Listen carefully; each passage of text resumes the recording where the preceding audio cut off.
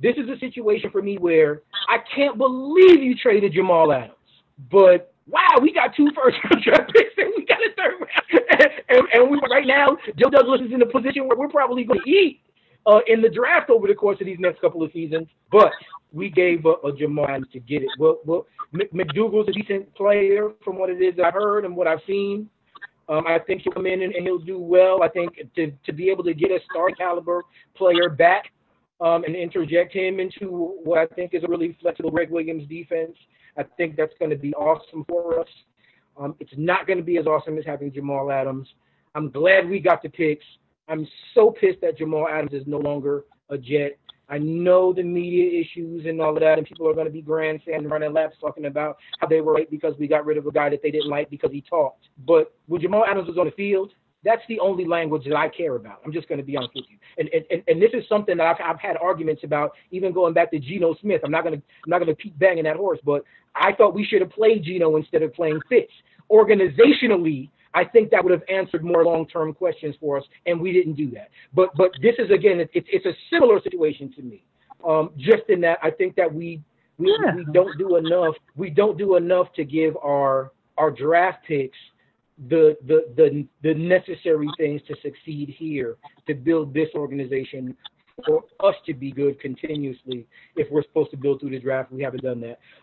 Listen, I'm so glad that we got draft picks, and I know that Jamal wasn't a Joe Douglas pick. I'm glad he got the compensation back. I'm so pissed off that Jamal was gone. I don't know how it's going to work. I'm going to have to sit on the fence on this because I'm so mad, but I'm so excited about what Joe Douglas could possibly do.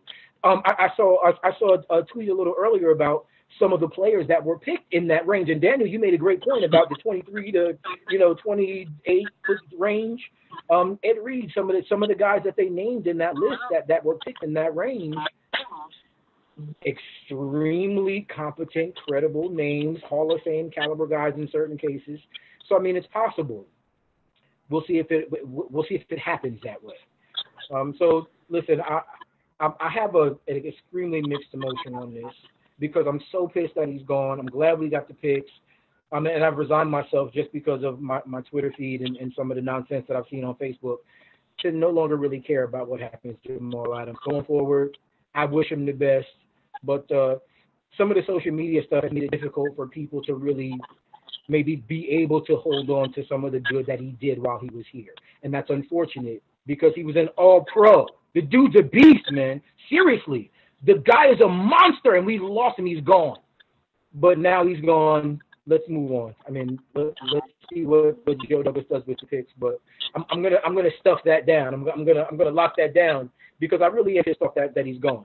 But we got great compensation for him. What it is that we got was the only thing that I think that could make me feel like we didn't get cheated in this. Daniel, I know Daniel, you had something that you wanted to say, but I'm gonna stop beating that horse right there.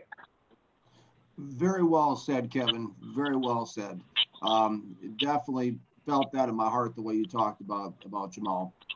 Here's the thing. Remember we talked a little while ago, guys, about the strength and leadership in the building, right? Okay, we talked about the difference between Bill Parcells and all the rest of the guys. This is a classic example of this because I know somebody who played with Lawrence Taylor, okay? When Lawrence Taylor, when he was with the Giants and Parcells had Lawrence Taylor, Parcells tried to talk to him like he was just another guy. He kind of got on his behind. He talked to him. He kind of just, this was kind of in his ear all the time.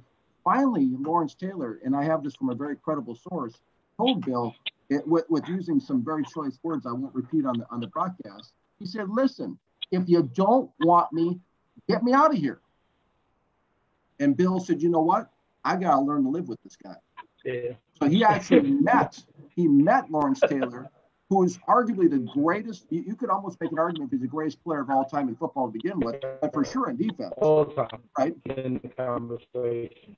Yeah. Right. So you have Parcells knew how to meet LT where he was at. He said, okay, as long as you give your best effort, do your own thing. Rest of the guys, I'll coach. And look what happened with the Giants.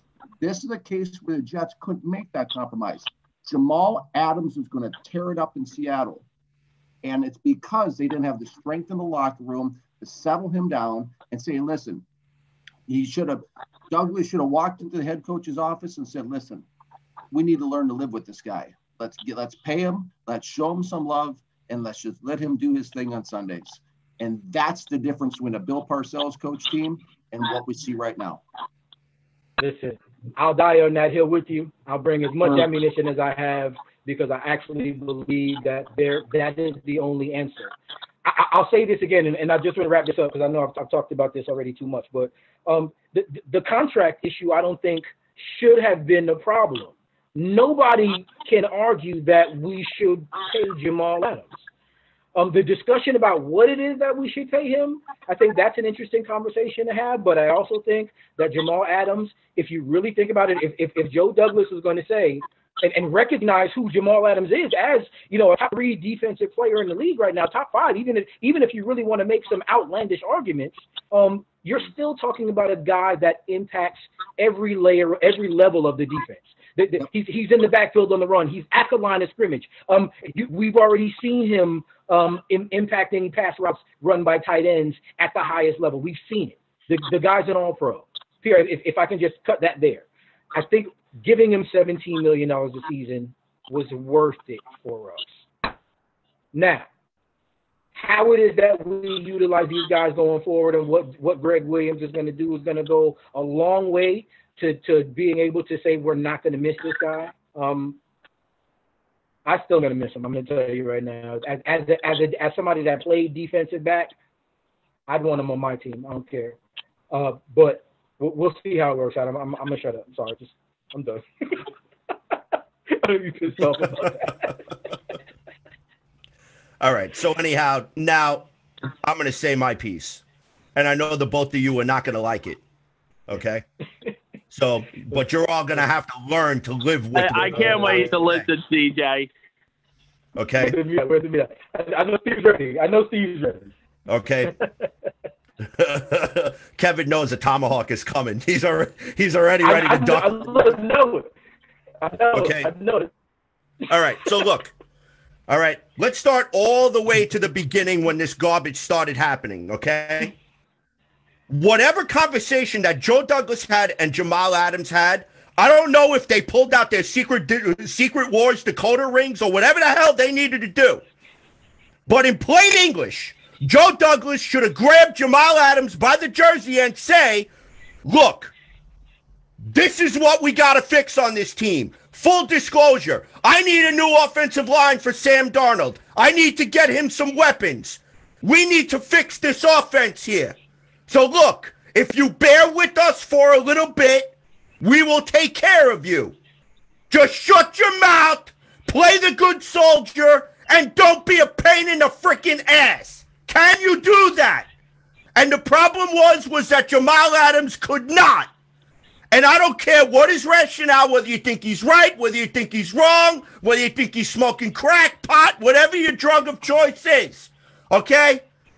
The bottom line is when you pick up your Twitter handle and you completely go scorched earth on the team that's signing your checks, you know what?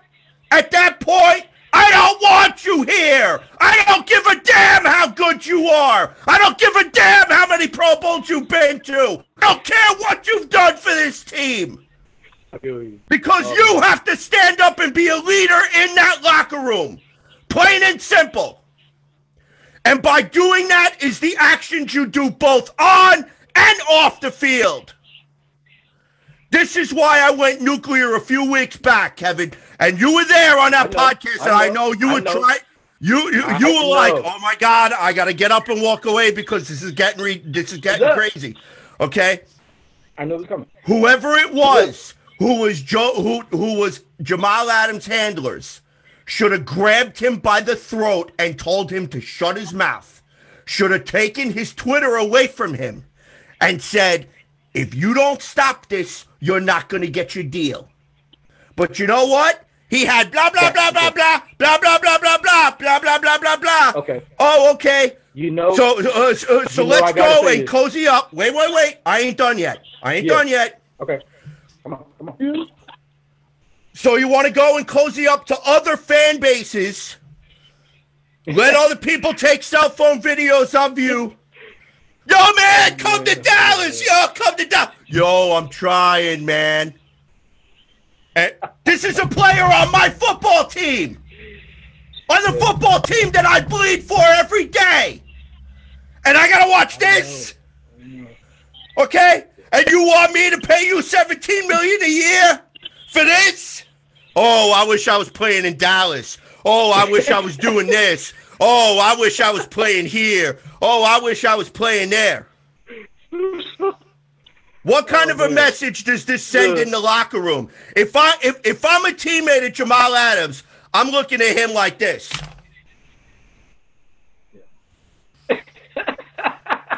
Every time that man opens his mouth in the room. I love it. Wait. When he going, come on, let's go out there, give 100%. I'm looking at him like this. Look, I gotta jump in. Hang on now. Listen, I got something I'd like to say to the other two guys, CJ. Hang on. See, the thing is, what Joe Douglas does, guys, is he is a type of a person that he's not going to be too sure about if I really, really want to give him this contract. Listen, and Joe Douglas said a lot of great things about Jamal Adams.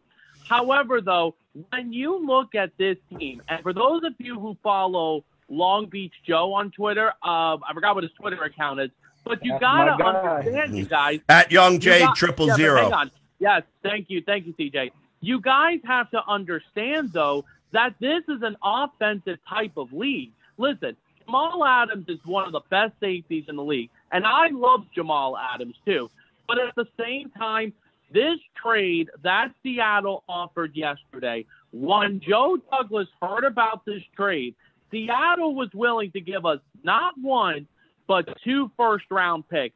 You cannot say the word no to what Seattle did. You can't. That's why I don't have an issue with this deal, Steven. That's why I don't. But CJ, hang on 1 second. CJ, I know you're going to lose your mind in a second, but hang on, guys. Listen. Whatever part of it I have left.